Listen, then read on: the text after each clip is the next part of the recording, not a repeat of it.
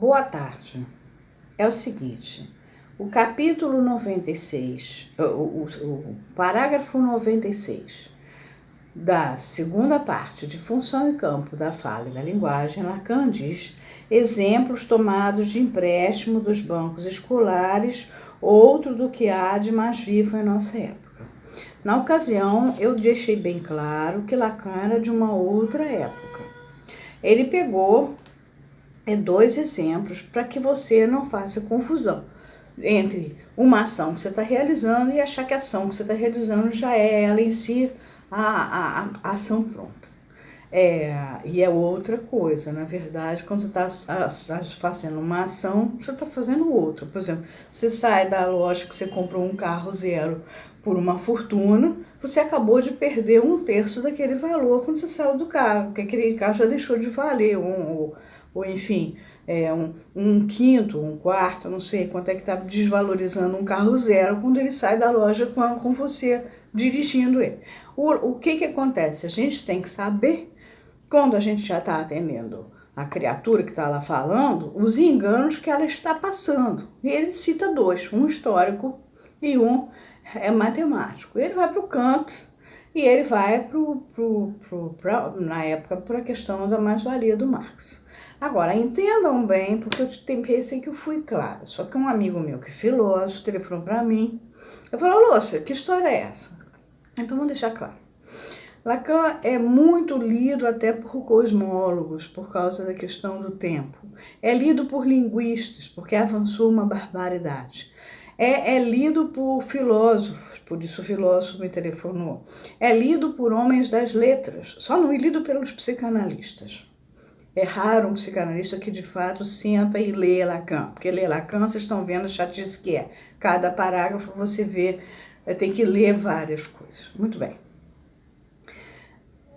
O problema é o seguinte: Lacan não conheceu a mecânica quântica que nós temos hoje. Então, a noção tempo-espaço, o que é brana.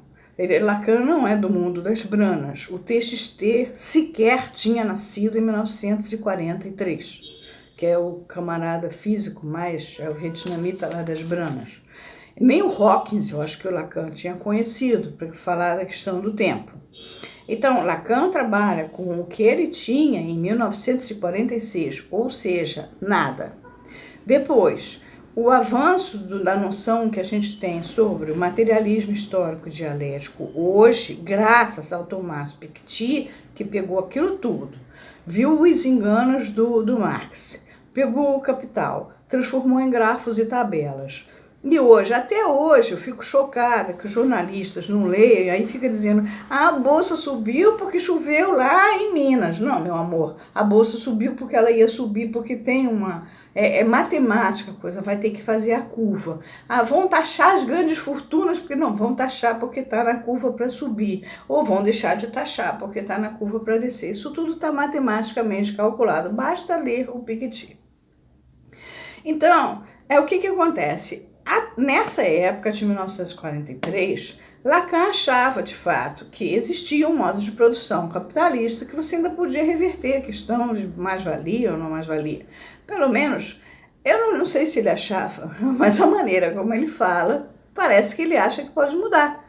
Mesmo no Anver, quando ele diz para os meninos que o que eles estão fazendo em maio de 68 não vai adiantar para nada, vai continuar não adiantando para nada. Até hoje, a França está com problemas na educação, não adianta para nada.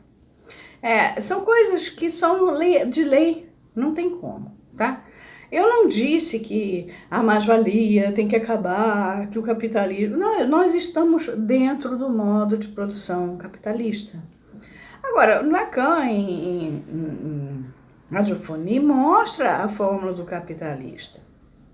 Quem está consertando isso é o Piketty, porque o capitalista queria ser aquilo, não pode. Ele precisa, entre o dinheiro que ele vai ganhar e o dinheiro que ele vai ganhar, ele tem que ter um intermediário. Quem conserta isso é o Thomas Piketty, mas esse livro é de 2013. E o Thomas Piketty, em 2008, começou a escrever sobre a Europa está mudando, mas é tudo atual. A física anda todo santo dia. né? Agora já resolveram até uma solução entre o Einstein e a parte da mecânica quântica, estão lá descobrindo. Lacan não tinha noção nenhuma dessas coisas. Então, eu usei os dois exemplos que ele usou, porque são pertinentes, mas são, como é que eu posso dizer assim, fenomenológicos quase. Então, eu usei até a questão dos professores. Professores públicos vão dizer que eles vão para a rua para defender a educação. Não, eles vão para a rua para defender o emprego deles, a bolsa deles. Não é educação. Se fosse defender a educação, ficava dentro da sala de aula dando aula. Agora, a gente não pode dizer isso pro analisante. Para ele está convencido. Ou ele está convencido porque ele é um ativista, eu já tratei de ativistas, ou ele está convencido porque ele é massa de manobra. E não sou eu que tenho que consertar isso. Quem tem que ter esse alcance um dia é ele. Até o sindicalista que eu tratei, que era um homem muito conhecido, ele hoje é um homem que tem uma noção de escrutínio das bobagens que ele caiu e que ele acabou sendo vítima das coisas que ele mesmo produziu. Na época, a gente não pode avançar o sinal. A gente tem que deixar o sujeito do inconsciente falar. Então, eu quero deixar claro, antes que a gente continue naquele pedaço que eu falei que ia continuar, que pois a ciência experimental não se define tanto pela quantidade a que efetivamente se aplica, mas pela medida que introduz no real, deixa claro que esse texto aqui, função e campo da palavra, se por um lado ele é muito importante, porque ele tem coisas que são do homem, e o homem é o homem, a linguagem a função e o campo da palavra e da linguagem são a função e o campo da palavra e da linguagem. Aplicados à psicanálise, é isso mesmo. Agora, os exemplos que o Lacan dá são exemplos de um homem de 1943. E por isso que eu falei para vocês, se vocês vissem as mulheres do sexto andar, vocês veem que mundo vivia Lacan em 1960. E ele aqui não está nem em 1960, ele está só refazendo alguns parágrafos em 66. Acabou o mundo que o Lacan viveu. E como mundo. Então, é claro que de vez em quando ele vai dizer certas coisas que eu não posso dizer que são erradas, mas que não se aplicam mais.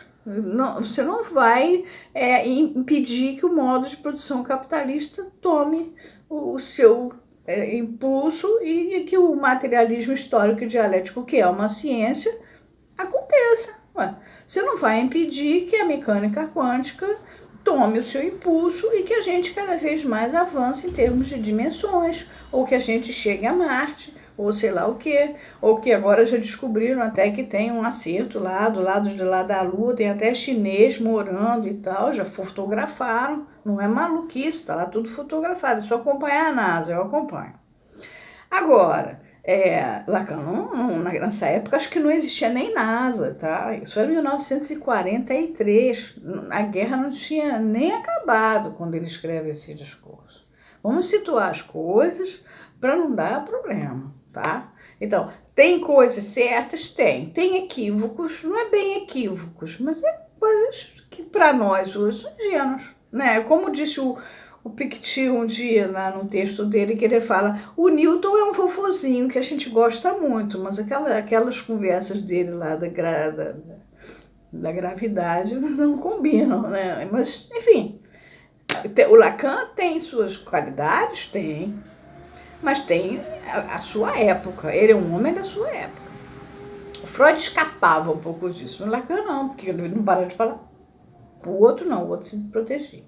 Então, essa é a diferença, tá? Deixar claro. E aí sim eu vou continuar com o tal parágrafo que está na página 288, que vem a ser o primeiro parágrafo.